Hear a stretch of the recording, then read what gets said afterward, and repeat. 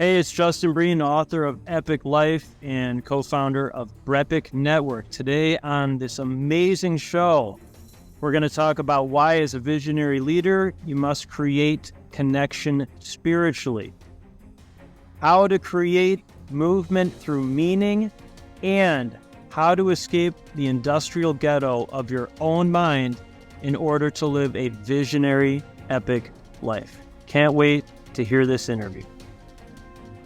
Congratulations! You are tuned into Dov Baron's Leadership and Loyalty Show, the #1 podcast for Fortune 500 executives and those who are dedicated to creating a quantum leap in leadership.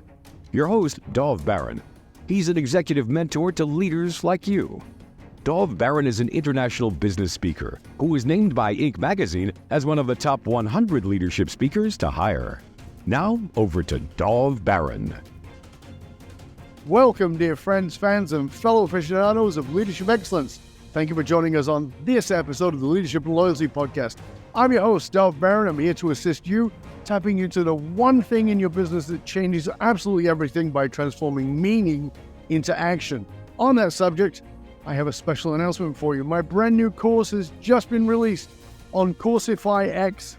It's titled Creating a Culture of Belonging. The course is separated out into 8 individual sections that are going to take you by the hand and walk you through exactly what it takes for you to create a culture of belonging, because creating a culture of belonging maximizes your personal and corporate success.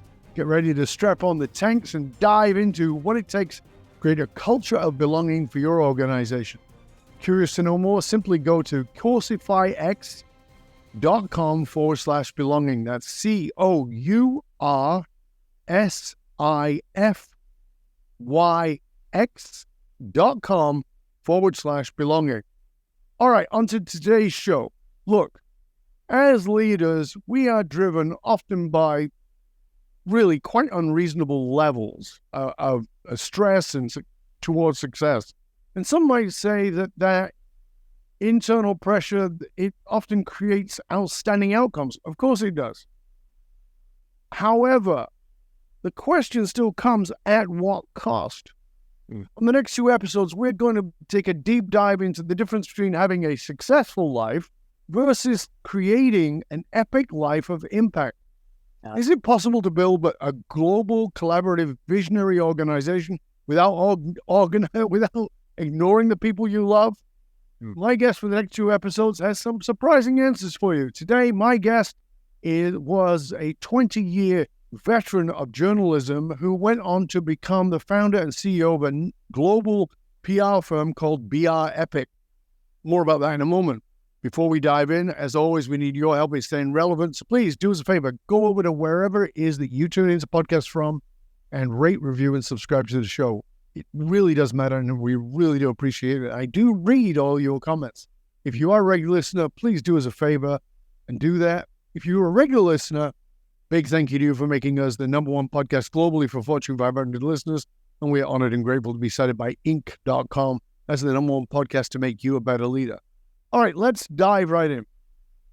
In a post-COVID world, many of us, or I should say post-pandemic world really, because COVID didn't go away, but the pandemic did, many of us stopped and reevaluated our values and our priorities of life. Some folks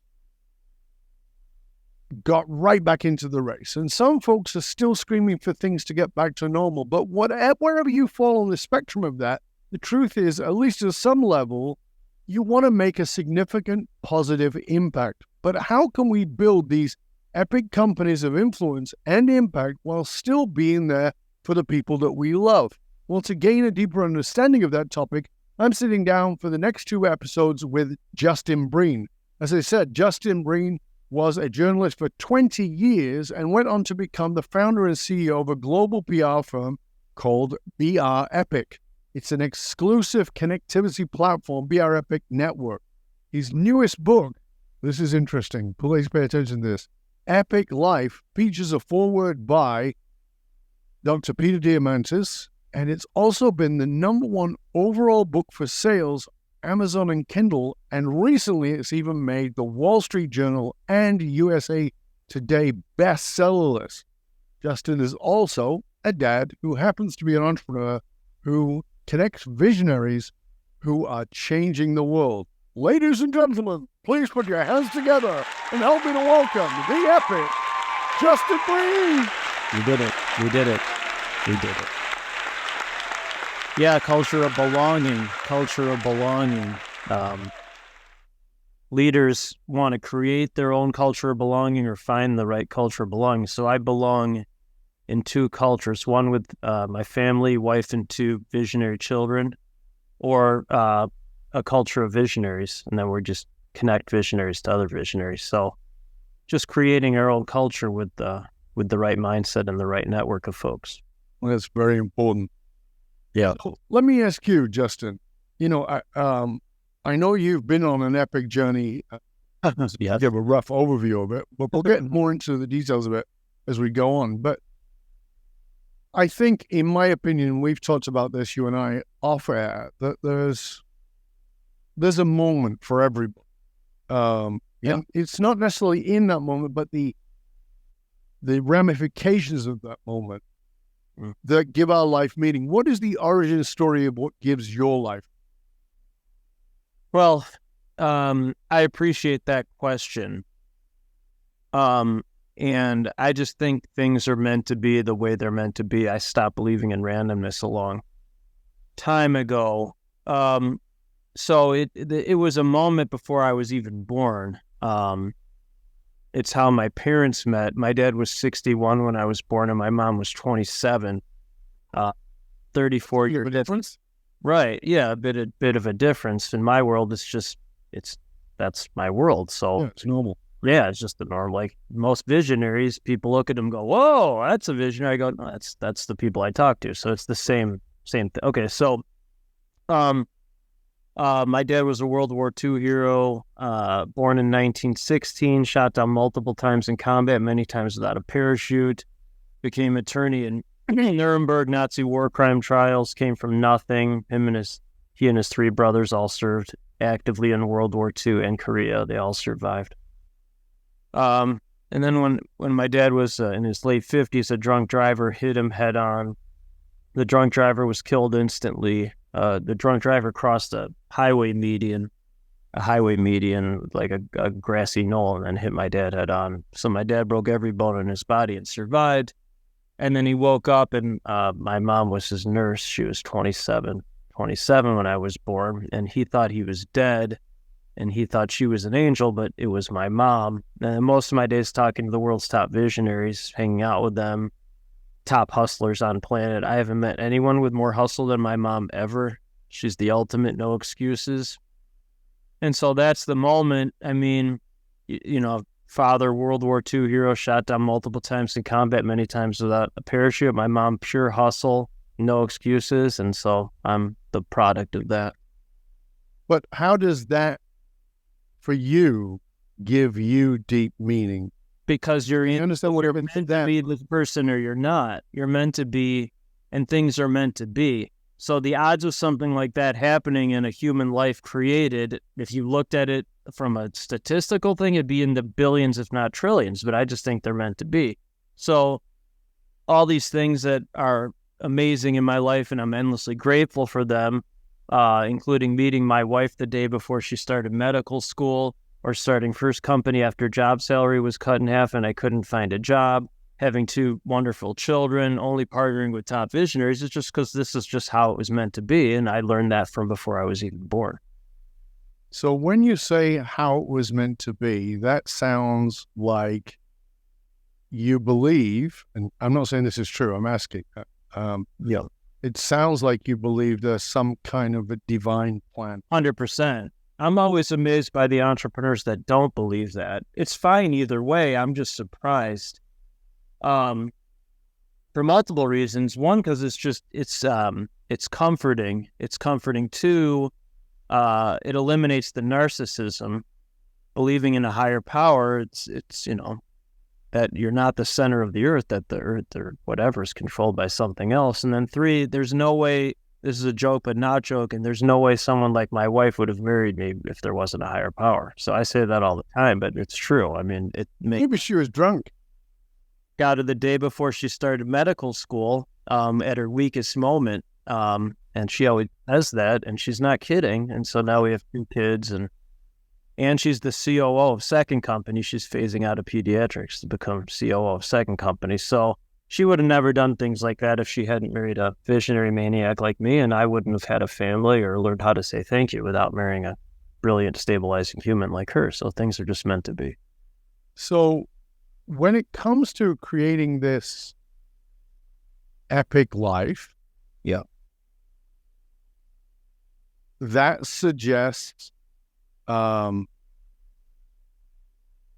level of outside of fate. It suggests get off your ass and do something. No excuse.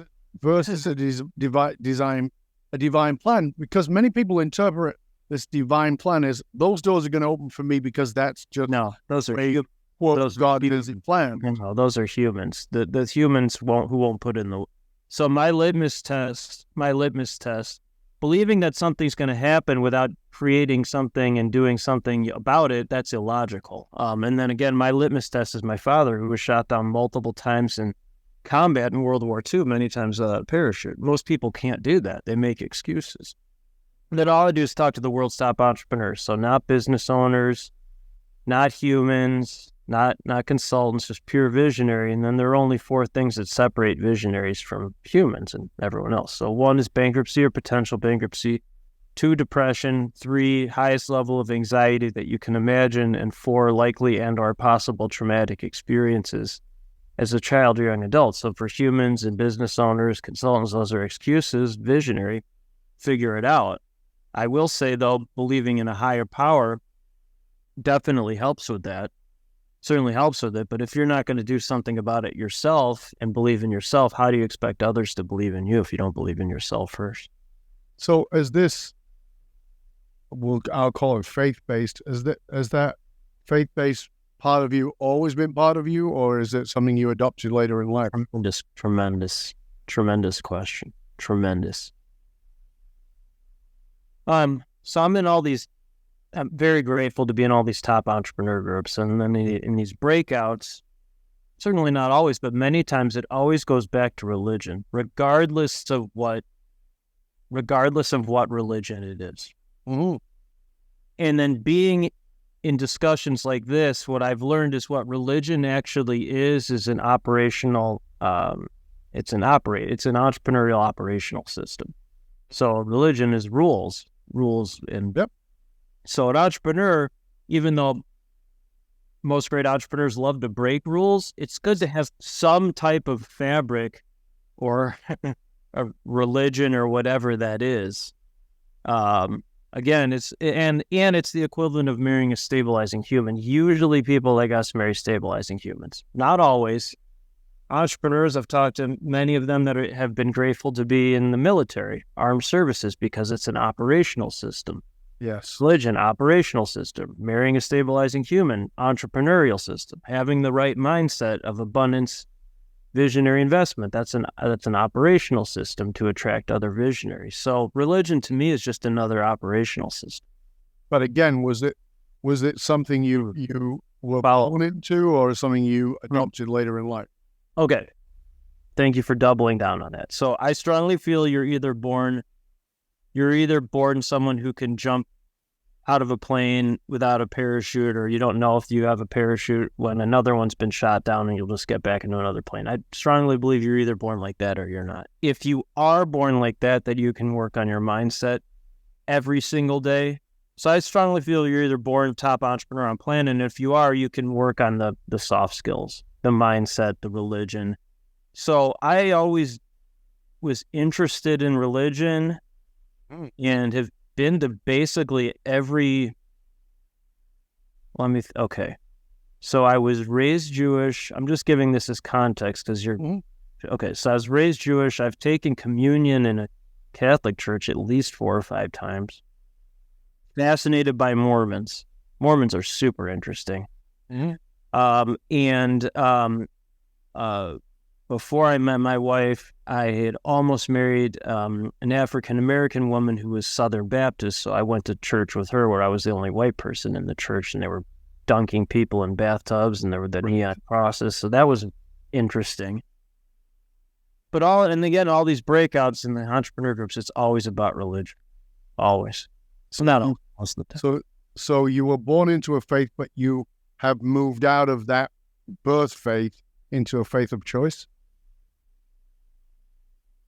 I love how you think. So my wife is Jewish. Our kids are going to Sunday school and all that stuff. To me, entrepreneurship's a religion if you look at it that way as well. Again, it's religion comes from the Latin religio, which means that which I'm bound to. So this is why I like doing these things. Right. So I did not know that, but that makes sense. And I'm endlessly grateful for being on shows like this because I learned so much from people like you. And that's how I learn in real time, just talking to a genius. And they're like, oh, this is why it's a religion, because it's based on this word, which makes sense. I mean, that literally, that makes complete sense to me. So thank you for telling that, Tom. Well, you're very welcome. So you've been on this, and I don't use this term. I use this term absolutely on purpose. You've been on this epic podcast tour, and you've been on every podcast I can possibly think of, and you've been having great impact and all that. But, as somebody who has a podcast and as somebody who is a guest on a very lot of podcasts, personally, I'm on between 40 and 60 a year. Right. I know that it can get a bit samey, particularly when they're talking about your subject, meaning your book. Mm-hmm. Let me ask you a question. What is it they've not asked you? What is it that you wish hosts would ask you about that they just don't? They just don't seem to go there. It's interesting because I was 20 years as a journalist and never came prepared for any interview ever other than who are your parents? Because if you know where you come from, you know where you are, you know where you're going. And then the last question I would always ask is there something else I should have asked you, something else that would be good for this story? Because what you ask, it's the way to... I wish people would ask more about Kolbe, Kolbe. I'm not affiliated with Kolbe in any regards. I just know for me, that's the easiest shortcut. Mm-hmm. Easiest shortcut to spot an actual visionary as opposed to a business owner or a human or an employee. That's what I've used in the most effective way to spot visionaries and then connect them to other visionaries. So for you, dear listener, as you listen to this and wondering what Kolbe is a test. You're in Myers-Briggs and you've got a bunch of other tests. Kathy Kolbe was a guest on our show. You can actually go back and search that. That was probably about 3 or 4 years ago. The test is the only test that I recommend to my clients. If you're going to put your people through a test, put them through that one. Because it is the most consistent. I find that a lot of tests are either inconsistent or they don't relate to the core of the individual. Yeah. And so Kolbe test is very good. I have a membership where I'll put anybody who's going to work with me, they go through the Kolbe test because it's an important way to understand people. And by the way, just in case you're not sure about it, we're not selling anything to do with Kolbe. No. I don't sell anything. No, we're not in affiliation with it. I'm not, and Justin's not. Neither of us are. But I'll tell you that I ignored it twice in hiring, and both times I was dead wrong. Dead wrong. And because the person showed me everything that looked like not what was on the Kolbe test. Right.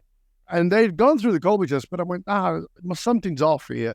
They're really great. And then I was like, oh shit, I just spent a bunch of money on this person and wasted my funds, my time, and my energy and effort. So, like I said, no affiliation, but we're both big fans of that.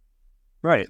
So let's talk about this for a minute, because you keep bringing up this word, and it's a word that's, again, I'm always cautious of words that become ubiquitous, that become thrown around. And one of those words is, oh, he's a visionary. Oh, she's a visionary, or we're a visionary company. And I think it gets lost, it gets diluted. Yes, it Give us does. your definition of what it means to be visionary, because it's a very big part of your work and your Everything. Yeah. Okay. So most of my days talking to the world's top visionaries, blah, blah, blah, blah, blah. And then my brain simplifies into a pattern. Okay. So it's like ADD meets hyper-focused. Okay. So I will give it from a strategic, statistical thing, and I guess I'll try to humanize that. So in Colby world, AOLB A index takes 20 minutes, 55 US dollars. Almost all visionaries are 8, 9, or 10 quick start. 10 is the highest with little to no follow through. So that's ADD, diagnosed or undiagnosed. It's not a disorder. It's a side of genius mislabeled by humans. Humans do not understand visionaries. I'm the very, very, very, very, very, very, very, very, very, very, very, very rare visionary that has high quick start, boom, boom, boom, and high follow through. So say it, do it, say it, do it. Hit the gas, pump the brakes. And then most humans, business owners, consultants playing not to lose, they're low quick start, high follow through. So they need to be around a visionary for them to have a job or consult or whatever. But the true visionary is the one that creates everything that helps everyone else. Okay, so that's one. 2, business owners. They care, or consultant or a human, whatever. They care about company size, revenue, the check, number of cars, whatever that is. So they're trying to change their world there. True visionary cares about global thinking, purpose, spending time with loved ones, connectivity. They're trying to change the world, the fundamental. The world people do not understand their world, and their world people definitely do not understand the. So it's a totally different way of thinking, way of living, way of connecting, way of acting, way of investing. It's everything. It's just, like you said, most people just lump this word together because they don't really think about it. They don't understand it. Well, as I said, I think the word is misused because they'll use it for somebody who is, we'll use the term clever at using the term. They're clever at saying what I have is a vision for something or for us, right? But it's a narcissistic intent. And they're not doing anything about it. And then I've found visionaries, this will be somewhat redundant, but it's not. But we only partner with people that have 3 attributes in their mindset. Only 3 is turn everything to patterns. And then when you have these 3 attributes, this is what you are. This is what I see over and over and over. So 1 is visionary, not business owner. Again, they see it and they'll do something about it. Okay, they're often wherever world that is. Mm-hmm. 2 is they have abundance mindset, no scarcity, not afraid to take risks. That's 2. Here's where maybe the clever ones, this is where they stop, but they only have investment mindset. I see they think they're clever, but then they still ask, what do you cost or charge? A visionary would never ask that. Why? Because they would do what it takes to make the vision happen by making an investment. They wouldn't look at it as cost.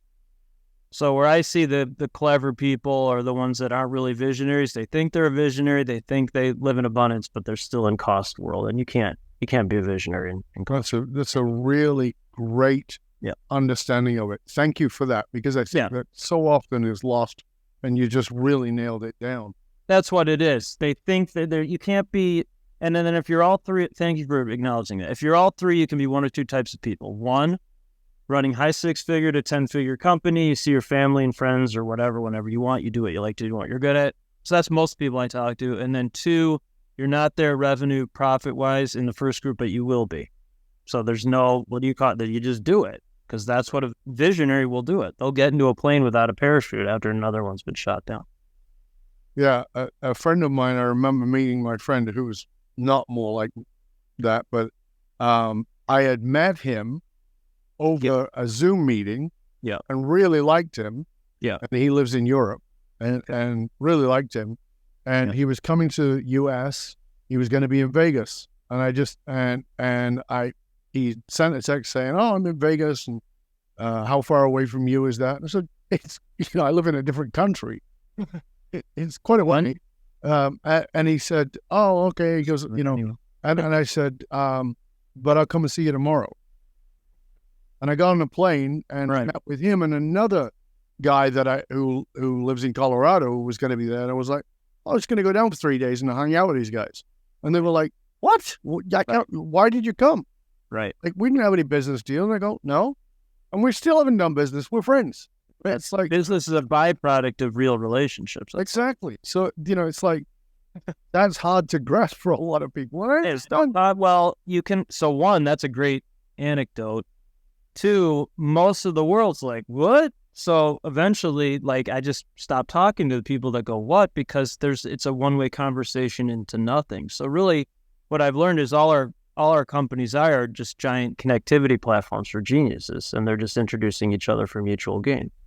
That's it. That's really what they are. One's through media interviews like this, and one's connections for anything. So, like, when you create this culture of belonging, which is why I like what you're doing. Thank you. People want to belong. And when I say people, visionaries want to belong with other visionaries. They don't want to talk to people and the other one goes, why are you doing that? It's annoying. And then people like us are usually alien, not always, usually within our own family, aliens, within our own family community and verticals. The only people that understand us are top entrepreneurs on planet. So visionaries want to have that belonging with other visionaries so they can actually create something without the other person going, huh? Pretty simple. So let's talk a little bit about all that we've just mentioned so far in the context of the book. So let's just go to, who is the book for? In your vision of when you wrote the book, who did you want? Because the book is, as we talked about, it's a Wall Street Journal. It's done insanely well, and therefore it means it's going to cross the board, because you said it was the top seller on Amazon across different areas. But when you wrote it, who did you write it for? Great. Who did you want to pick it up? All right, so you're asking me questions that no one's ever asked before. So, and again, whenever I write a third book, one of the chapters will be each meeting is an opportunity for mentorship. So every meeting I have, I'm always looking for mentorship in some capacity, and then hopefully I can provide some as well. So that question was a good opportunity for mentorship for me, and then hopefully for the audience, maybe for you too. But so all I do is talk to visionaries. That's it. So I talk to 1 to 2 visionaries every single week, every week, that have let entrepreneur life destroy their family life or prevented them from anything meaningful. So they have all this stuff, and then they torch their family or multiple divorces or never have one. So the book is, right, it's the same reaction. Oh, wow, that's a good idea. So like the book Epic Life is how to build collaborative global companies while putting your loved ones first. So I know somewhere in the weird visionary brains of ours, we want that. Just many times we don't know how to do it, because entrepreneurs are the most damaged people with the best coping skills, the most damaged with the highest IQ, EQ, all that stuff. And then they use that to create all this stuff, and then they torch their family in the process. That's what entrepreneurs are. That's what they do. So that's why I wrote it, because entrepreneurs should be rewarded the most, because they create everything that helps everyone else. So they're the ones that are punished the most, because they're their own worst enemy, and they punish themselves into destroying their families. So they should be rewarded the most with the best families, and they have the worst many times. That's why I wrote it. So the idea is to acknowledge that visionary entrepreneurial spirit, while at the same time having them not ignore the other part, because it becomes a myopic focus on high-level entrepreneur. When we look at people like, the icons of today, like Elon Musk, he's a personification of what you're talking about. 100%. Yeah. Right. Multiple families, multiple divorces. Right. A lot of different kids. That idea. And to me, it's like, when people, I've been asked about it on interviews, like, to me, Elon Musk is screaming, "I want family. Please help me." Because he keeps having kids with all these different people, and he keeps trying at it, but he can't put aside sleeping at the office and doing the visionary stuff. Yeah. So the purpose of this book is to bring those two worlds together Yes. in a way that's deeply meaningful. Is that a fair comment? Tremendous. You're a great synthesizer, contextual with a high IQ pattern recognizer. So that was wonderful. So my brain turns everything into patterns, and then the formula for creating a successful global company is simple. It's the same formula. As you see a problem, create solution, problem solve, successful global company. So you know, with culture of belonging, the problem is there's no belonging culture. So you create solution, problem solve, successful global company. The book is just a successful global company. I talk to entrepreneurs that destroy their family life. They need help, and so create the solution, book, problem solve, successful global company. It's the same formula. And again, by putting family first, that's the ultimate culture of belonging for me. All this other stuff I found takes care of itself. But it's the opposite of what most people think, because they're so damaged they're surrounded by people that idolize and trumpet their material things, not the meaningful. So they're surrounded by material. They don't understand that this world even exists.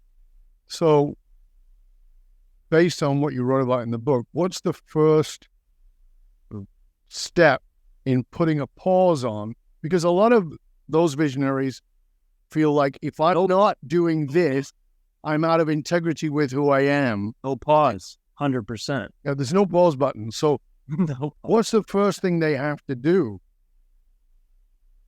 Wonderful question.